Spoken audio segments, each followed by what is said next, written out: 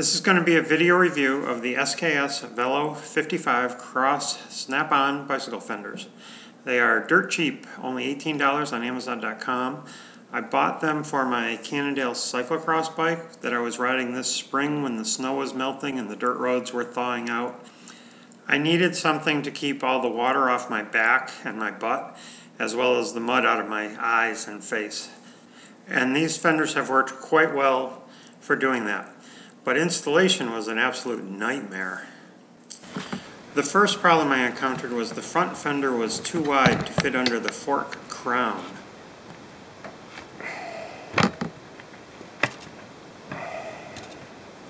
I had to shave it down using a Dremel motor tool to reduce the width at the fork.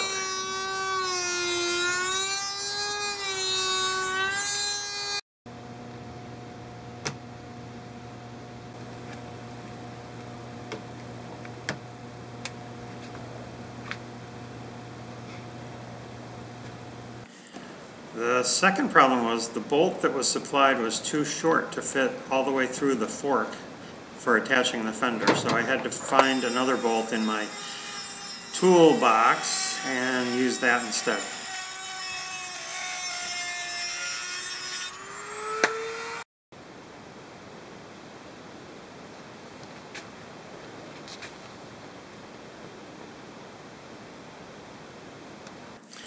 The third problem I encountered was in the back of the bike where the rear seat stays are, there's a little cross piece that the fender screws into.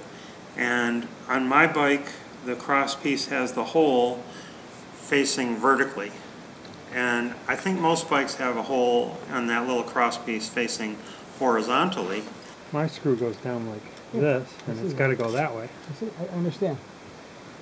I had to find a little L bracket to use to secure the fender to that little cross piece on the rear seat stays.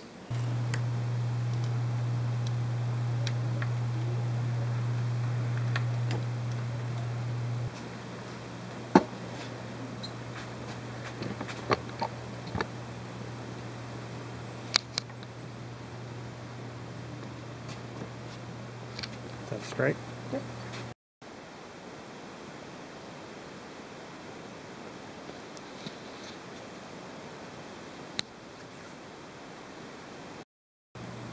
How'd you know that? I have them at the same time.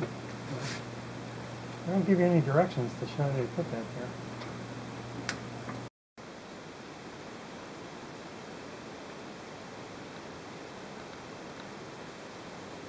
Once I did get the fenders installed, though, I am quite happy with how well they work.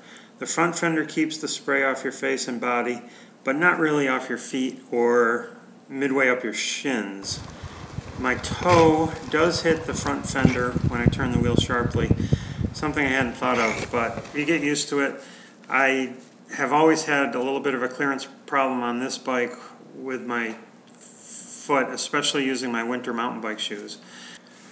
The rear fender does keep the spray off your back and butt, but doesn't really keep the dirt and water off your front derailleur. I was worried the rear fender might flap around up and down too much and slap on the rear tire, but it's pretty sturdy and does not do that. As far as the snap-on feature of these, I really snapped them onto the mounting plates once, and they're very difficult to remove. I probably don't know which direction to push them in to get them to release, but since I only have to really remove 2 bolts to remove both fenders, and since the little metal mounting bracket was rather long, I don't really want that installed without the fender on there. So I'm going to just remove the entire fender, including the mounting brackets, when I don't want them, when conditions are a little bit drier. I have a friend who liked my fenders so much he bought some for his giant TCX cyclocross bike, not realizing a couple things. He did not have a hole in the front fork for the bolt to go through, and he also didn't have a hole in the rear little cross piece on the seat stays. We did figure out a way to mount his using zip ties to hold his fender to the fork and zip ties to hold his rear fender onto the frame. They're much less secure than mine, but work okay. I definitely like these fenders, but depending on your bike, mounting them could be a real nightmare. Tape. We gotta super glue this together. We have 3 pieces of Is this going to rubber make it there. onto Berkshire Yeah, it is. Sports.org? How to... I'm just gonna try to tape it on.